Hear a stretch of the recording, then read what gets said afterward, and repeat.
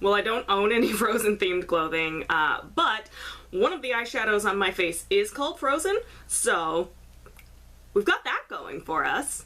Well, here we are again, diving back into the Disney's A Twisted Tale anthology, this time with the Frozen-themed Conceal, Don't Feel. The thesis this time is What If Anna and Elsa Never Met, and the author is Jen Kalanita. I picked this book up during my great reading pause. It's hardcover, so I think I picked it up not long after it came out.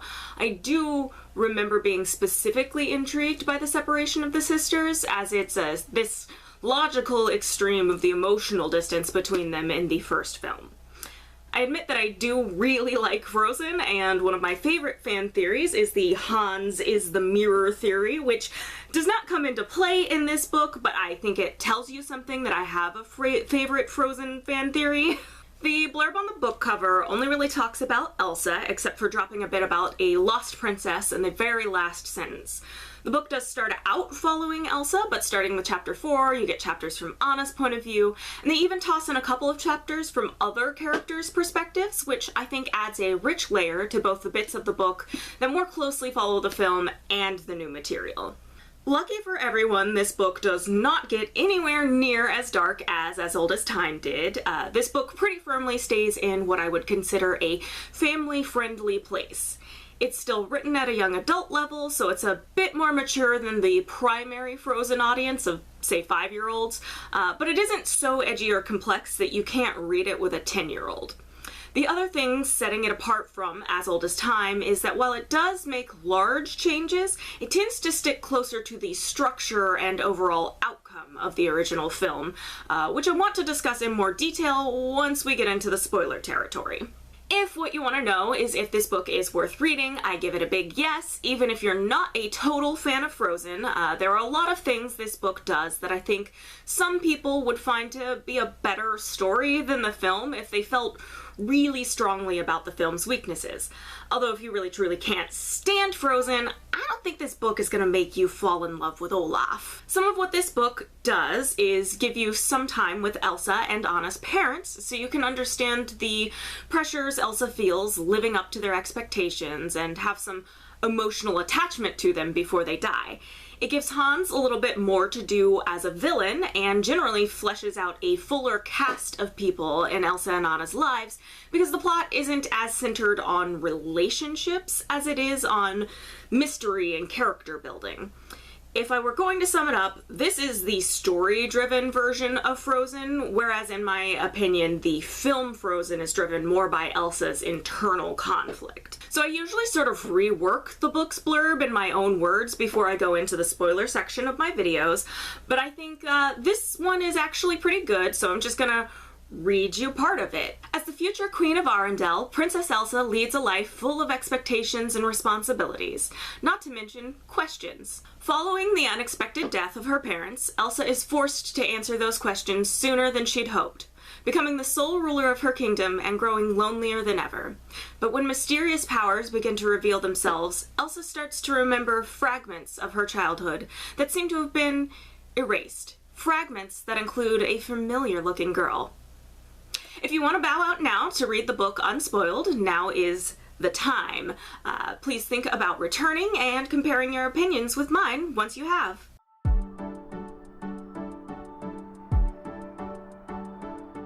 For everyone still here, let's start. The book opens with 18-year-old Elsa and her parents unveiling a statue of their family. Elsa looks at the statue of their family of 3 and thinks about her lonely life as an only child of royals who were constantly busy. The unveiling of the statue is followed by a dinner where the Duke of Wesselton manages to be even more annoying than his film counterpart by first being like, yo, y'all should have had more kids to secure the throne, and then jumping straight into, hey, when are you gonna marry Elsa off to a king to actually rule the country? Boy, howdy. This isn't even the beginning of how much you're gonna hate this guy. Sometime later, Elsa is learning from her father the daily schedule of running the kingdom because he and the Queen are taking a trip soon. Elsa finds herself thinking about her mother and how she always seems a bit sad and a touch unreadable. We also learn that Iduna spends a whole day away from the castle every other month and won't take Elsa with her. Noting that Elsa seems a bit distracted and anxious, her father tries to comfort her nerves, only for their bonding moment to be interrupted by the arrival of none other than that damn Duke himself, but not before Agnar gives Elsa a very special lockbox to use when she one day becomes queen. That evening, Iduna has returned from her trip, and Elsa, coming to join her parents for dinner, manages to overhear them arguing behind the door. I'll cut the mystery and just say that they are clearly arguing because Iduna wants to bring Anna back home, and Agnar insists that they can't because of magic. Ooh, intrigue. Yeah, I joke, but this is honestly well set up, and I am just trying to condense it. Bing boom, chapter 4, the first from Anna's perspective. Her mother, Tomali, wakes her up, telling her that Freya is coming today. Freya obviously actually being Queen Iduna. Over the next 2 chapters, we learn several things. Anna has been raised by parents who own a bakery, which Anna herself works in as well, and they live in the same village where Wandering Oaken's trading post is. Anna longs to move to Arendelle when she is an adult, and she knows she was adopted. Before Freya arrives, Anna has to run out to get some eggs, and we get an almost meet cute where she sees Kristoff talking to and for Sven, and she wants to go greet him because she's never met him before, but she gets distracted and never gets to speak to him. Laying the foundation for the relationship early, and I love it. Anna, Tomali, and Freya spend a lovely day baking together, and that dramatic irony is so bittersweet. We do really get to see, though, that Anna's adoptive mother is so warm and caring. Tomali and Freya/Iduna really are best friends, and it's also gut-wrenching as Freya is telling Anna about going on a trip with her husband and not being able to take her daughter Elsa, and you, the reader, knowing what you know about the story, just have to sit there, knowing Freya's promise to bring Anna to Arendelle doesn't happen. Then we're back with Elsa, who is talking with the castle's cook, Olena. Olena gives Elsa a small lecture about spending too much time alone and maybe she should get a boyfriend, which is so weird because, like, who is a princess supposed to be hanging out with, you know? Of course she's alone a lot. She really can't go off and be normal. While Elsa is in the kitchens, she hears that some other servants have been cleaning out the castle's attic. So she gets the idea to go up there herself and poke around out of curiosity and boredom. She discovers a hope chest, identical to her own, but emblazoned with an A on it. Elsa recalls her parents specifically fighting about a she, and begins to try to make a connection. However, she is suddenly called down. Her father's advisor, Lord Peterson, delivers the news that her parents' ship was lost at sea. Elsa runs away to her room, and in her overwhelming grief, her powers emerge. Anna has a dream that seems to indicate the sisters are somehow linked. She doesn't know who or why, but she feels certain that someone needs her, and she has to find them. When she wakes up, she hears a commotion outside and goes to see what's going on. She gets the news that the king and queen are dead and returns to tell her parents. Tomali is devastated and breaks the news to Anna that Freya was traveling with the queen and has died as well. Tomali even almost begins to tell Anna the truth, but her husband stops her, saying it isn't her truth to tell. Elsa is being called to go to her parents' memorial, but given that she has no control over her powers, she doesn't find the strength to go. She does, however, have a hazy, sudden memory of a snowman. Deciding to test out her powers, she makes him. Yes, hi, Olaf is here. Olaf wanders over to the window and his face gets a little melted because it's summer, but Elsa makes him his little personal flurry while lamenting that she doesn't know how she created him. Olaf simply replies, "You made me for Anna." But when asked who Anna is, he cannot remember. A 3-year time skip occurs. Elsa's coronation is soon, and she gives herself a bit of a pep talk about not letting anyone see her powers. Olaf comes from the bedroom into the dressing room, and Elsa has to rush him back into the bedroom, where we are told he has been confined to this whole time, except for occasional late-night excursions to the attic. Elsa seems to think there's nothing connecting Anna to the hope chest with the A, and that her trail has run dry trying to figure out who Anna is since Olaf can't remember. Olaf starts remarking on a prince that keeps sending Elsa flowers and books and asking her on walks every day. Personally, I got kind of giddy here, like, oh my god, is it Hans? Is Hans here? Because boo-boo the fool that I am, I love Hans. Spoilers, it's definitely Hans, because he conveniently likes all the same things she likes. Elsa tells Olaf to go through her hope chest while she has a dress fitting in the adjoining room, which seems like it was a bad idea because Olaf ends up making a lot of noise and Elsa has to go back into her room to quiet him down. What he's found that excited him was the lockbox Elsa's father gave her shortly before his death. There's nothing inside, though, and Elsa goes back to her fitting, pretending there was a bird in her room to explain the noise. After her fitting, Prince Hans is waiting to accompany Elsa on a walk. So then this book makes me even giddier. Chapter 10 is actually from Hans's perspective. You start to think at first, perhaps they're going to go for a gentler Hans. He really does just want a place to belong, because being the youngest of 13 princes makes you feel that you don't. Elsa and Hans have some deep talk about their differing childhoods, and then they end up going to the barns to avoid Lord Peterson and the Duke of Wesselton, where they have a little bit of dialogue ripped straight from Love is an Open Door. But then the chapter ends with, and let me just read this to you. The Duke wanted a proposal to come before the coronation, but Hans knew that might be tricky. An engagement didn't have to come that day or the next. Hans knew in his heart that they were going to rule Arundel together soon enough. If Elsa was smart, she'd let him take the lead. And if she didn't, well, accidents happened. All Arundel would need to survive was their new king. Page 96. Yes, giving Hans that bite right away, just this sinister aura off the bat, is just like candy to me. The thing about Hans in the original film that bothers me the most is they go out of their way to show Hans keeping up the facade even when no one is looking, which they didn't have to do. They wanted Hans being villainous to be this shock, but I think in the end he just feels more inconsistent than actually cunning. This book has the advantage of knowing that it doesn't need to surprise you. You already know what Hans is, and I do think that gives them the freedom to make him a much stronger villain, because, let's be honest, Hans in the film is just this plot device rather than a fully fleshed out character. Alright, back to the plot. We get to catch up with now 18-year-old Anna, who is trying to decide how to tell her parents that she wants to move to Arundel. She settles on making them a carrot cake to smooth things over, but she has to go get the carrots. Spacing out and physically running into Kristoff, she makes him drop and shatter a block of ice. The two remember each other from when Anna briefly caught him talking to Sven 3 years ago. Excuse me, he makes a point of correcting Anna to say that he talks for Sven. Kristoff was going to trade that ice for a new pickaxe and some carrots, but the merchant he was trading with gets quite upset. However, Anna takes over the situation and makes a deal with the merchant to get the items, telling Kristoff that if he feels indebted to her, then he can just pay her back with ice at her parents' bakery. It's very cute, feeling very much like how they met in the movie. Anna gets back home to make her cake, but interrupts her parents in a disagreement. Tomali once again tiptoes around, telling Anna the truth about Freya, while Johann warns her not to. During their discussion, Anna decides to come right out with it and tell them she thinks it's time for her to move to Arundel. Tomali and Johann are against it, telling her that even at 18, she is too young and they had hoped she would one day run their bakery. Anna is heartbroken, but ultimately she agrees that she will stay at home with them for now. Coronation Day has arrived, and Lord Peterson, Prince Hans, and the Duke of Wesselton have all arrived to escort Elsa to the ceremony. But the Duke of Wesselton, being a big pile of shit that he is, decides now is the perfect time to pressure Hans into proposing to Elsa, who is absolutely wigging out about it when she hears Olaf calling her from her room.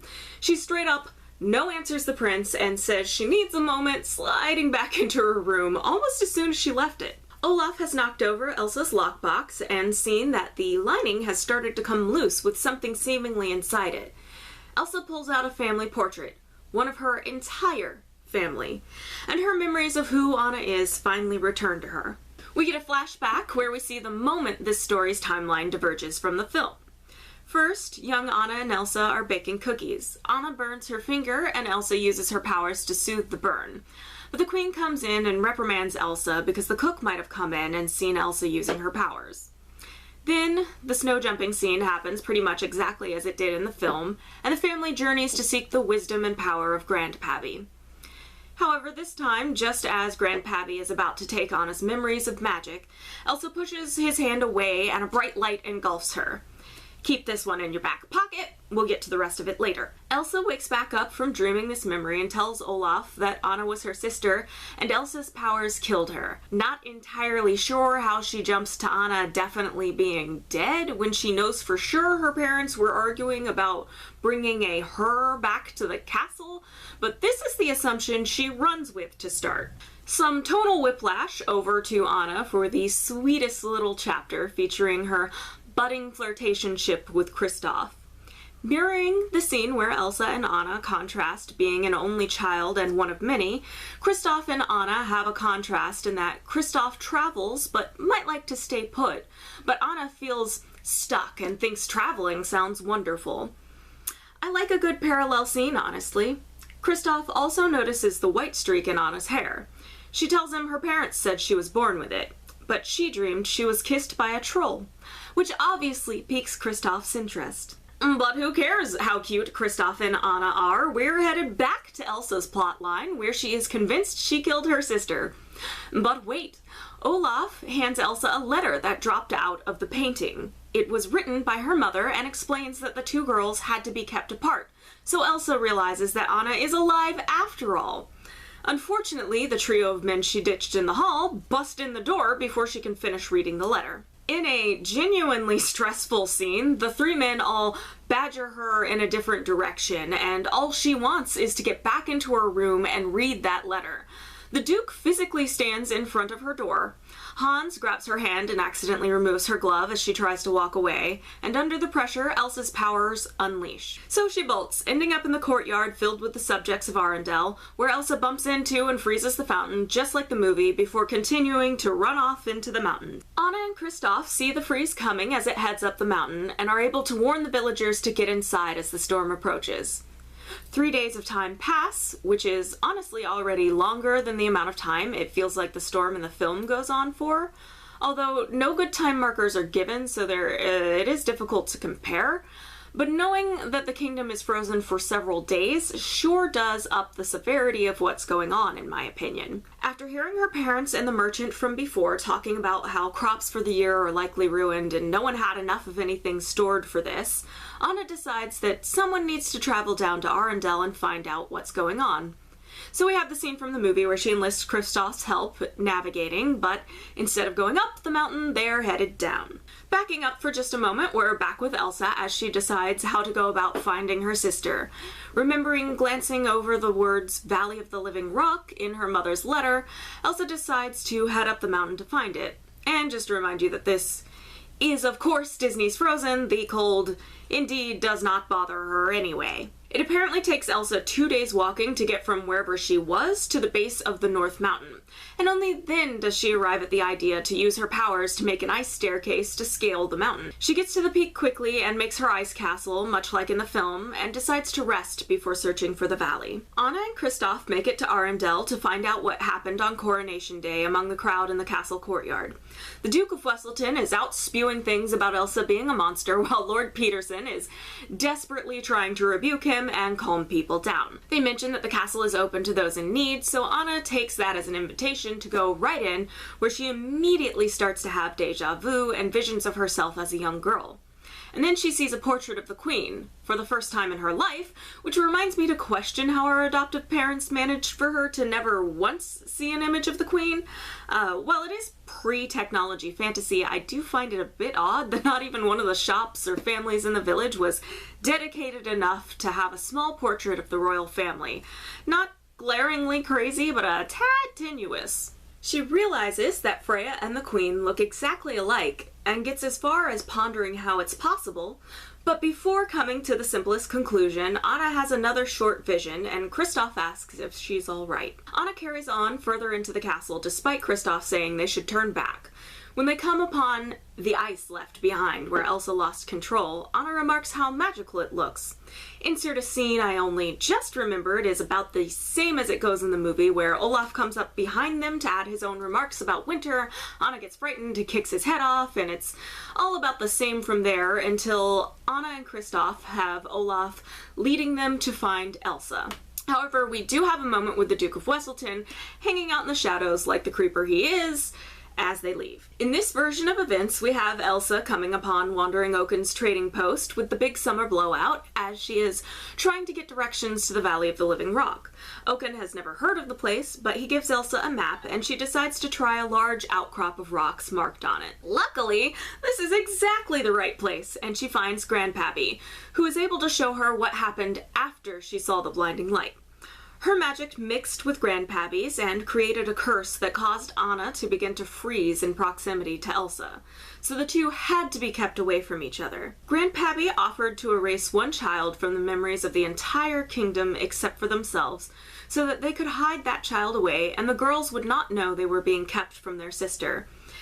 Pretty dang rough, deciding on which child they would not be able to raise themselves. It is Iduna who comes to the conclusion that they must keep Elsa at the castle to help her navigate when her powers one day return, and because she is heir to the throne. Grandpappy tells Elsa that the curse that was created when their magics got mixed up is not yet broken because the people of the kingdom do not remember Anna yet, and so it is still fatal for Anna to be near Elsa. Anna, Kristoff, and Olaf are on their way back up the mountain trying to find Elsa, but Anna starts having more visions and seems to be getting sick.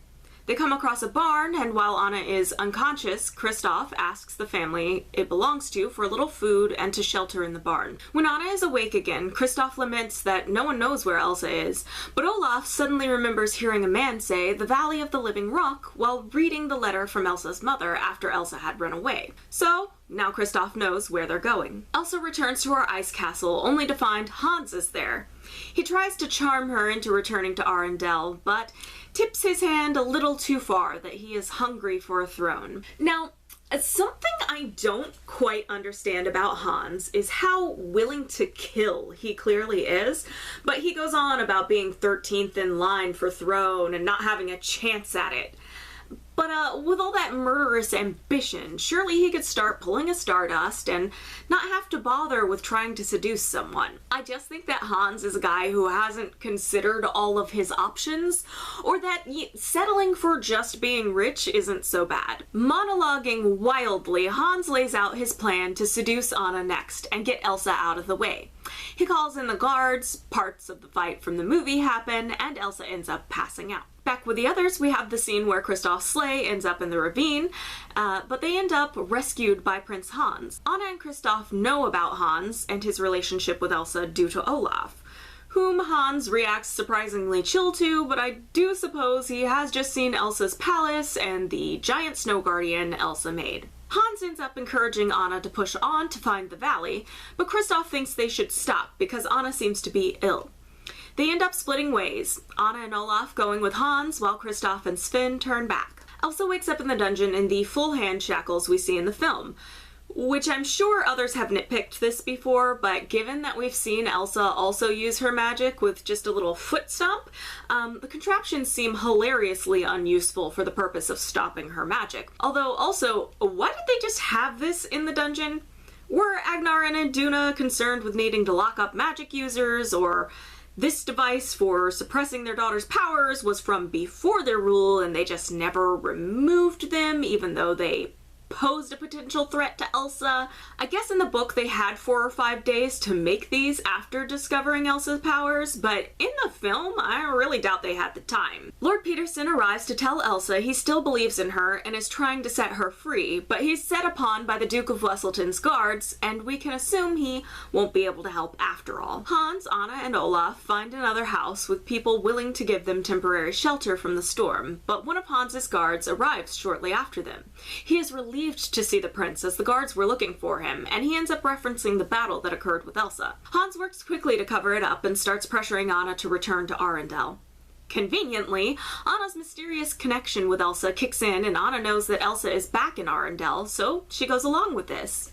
And now for a chapter from Kristoff's perspective. He picks through the wreck of his sleigh and then sets off to find the valley after all, using Sven to voice his regrets for letting Anna go off with another stranger. He arrives home and tries to ask his family if Anna has been there, but they try to avoid talking about the storm going on in the kingdom.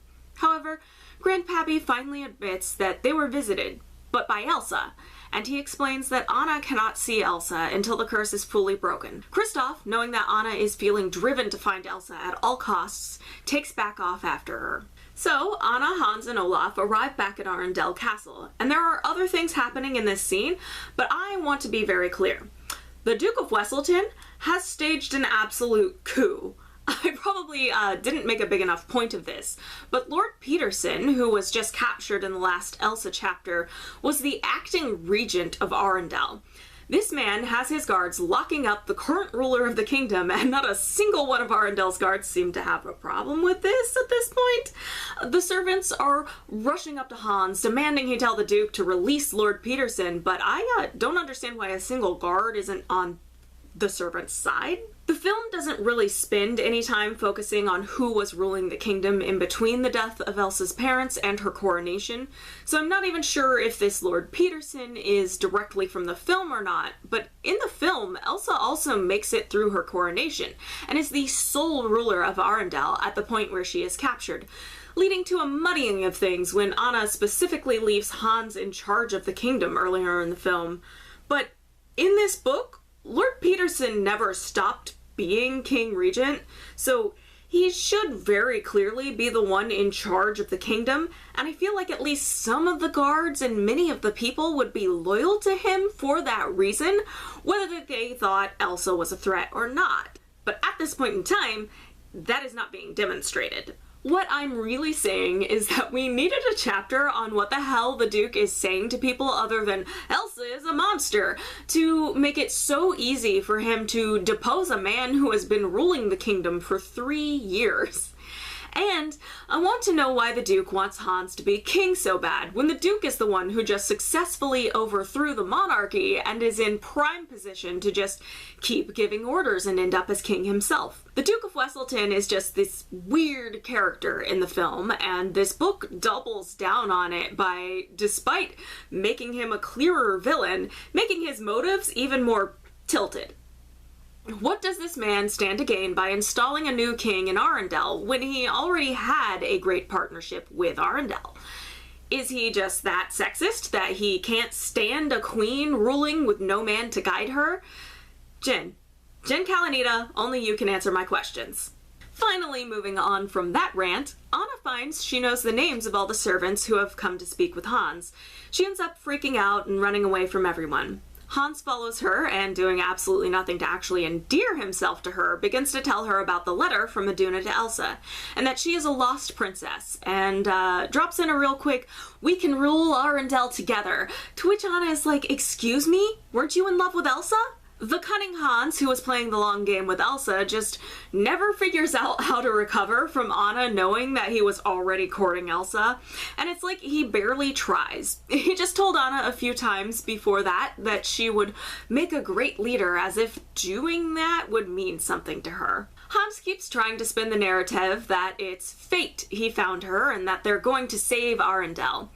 Anna's really not having his shit though, and is just like, "So, you think that Elsa tried to kill me, but you were leading me to her?" And starts demanding to read the letter herself. Realizing he can't manipulate her, Hans ends up just being like, "Such a pity, guess I won't tell anyone about this letter, and I'm going to go save Arendelle, and they'll make me king for being a hero." Yet again forgetting that Arendelle has a clear line of succession in that they currently have a king regent, who thankfully has finally been freed by some loyal guards, and he enters at that moment ready to arrest Hans for planning to kill Elsa. But that's not enough drama yet, so the snowstorm blows a window in, knocking everyone down. Hans drops the letter, Anna gets it, and runs off to find Elsa, although this whole time she's been getting colder and colder. When Anna finds Elsa in the dungeon, Elsa assumes that the curse is broken, but Hans show up to toss Anna into the cell with Elsa, proving that it isn't. Elsa finds the power to break her chains and blow a hole in the castle wall to get away.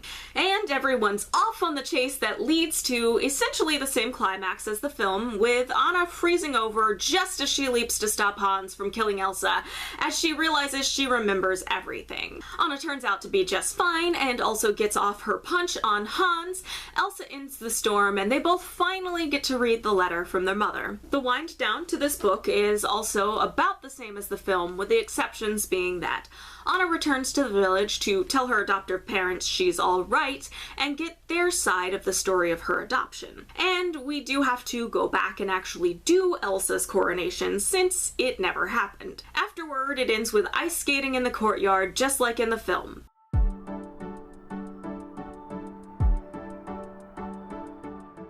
So this book avoids that ham-fisted red herring of Anna being told that only true love can thaw a frozen heart, and the conclusion that, oh yeah, there are other kinds of love than romantic love. I appreciate that this book shows that you can center familial love without making it a big reveal that love other than romantic love even exists. One of the other things I appreciate about this book is the fleshed out side characters. It goes a pretty long way in world building, and that just isn't the focus of the film, but I find it satisfying. Of course, very little of that detail is here in my overly lengthy summary because it's flavor and not really plot. I do want to say that when I was like flipping back through the book to make sure that I was summarizing it correctly, the like back and forth seemed like so quick and like it would have been distracting, but when I was reading it, it wasn't. It seemed more well placed, like it's actually this really frenetic pace, even though the story takes place over the main part of the story takes place over at least 5 days. But it is paced like bang, bang, bang, and you really don't notice, and you just sort of like slide through the book when you're reading through it the first time. But upon any like going back, you're just like, this is so, this chapter was 3 pages of Kristoff realizing he's in love with Anna, which I think I even forgot to, I think I left that out of my summary because it just didn't, everything was getting long and it didn't seem that important, but here I am mentioning it now. And that's like literally like 2 pages in there, and it's only the second Kristoff chapter. Hans only gets 1, Kristoff gets 2, and that's the second Kristoff, you know, and then he arrives at the climax and has no actual part in it. So that happened just to tell you, like, Kristoff realizes he's falling in love with Anna, but I didn't need him riding Sven down the mountain. Him with Grandpappy realizing he wanted to go off and save Anna was good enough. we didn't need that interjection. But I started this off-script rant, not rant, but this off-script thing, absolutely praising this book, and then just suddenly being like, except screw this one thing that happened. But I guess it wasn't that jarring when I was reading it because it didn't stick out, but when I was flipping back through it, I was just like, why did this happen? And it's like, oh, no plot reasons. It's just to assure you that, like, Kristoff and Anna are still in love in this version, which it would be acceptable if they weren't. It would be acceptable if they did any number of things, but they wanted to assure us that the main couple does get together. As I said at the top of the video, I did really enjoy reading this book, and I do give it a recommend. There's also not really any objectionable material that needs to be warned about, so that does actually put a little bit of,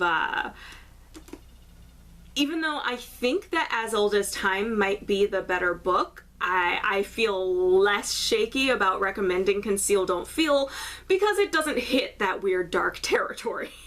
The script has taken a lot out of me, but somehow I felt I had less to say than I did about As Old as Time. Not sure what's up with that. But this is the end of the video where I ask you for your opinion on the book if you've read it, or if you think you might like to read it. Drop that comment down below, hit that like button so that I know to make more of this type of content, and with all of that, I will see you treasures next time.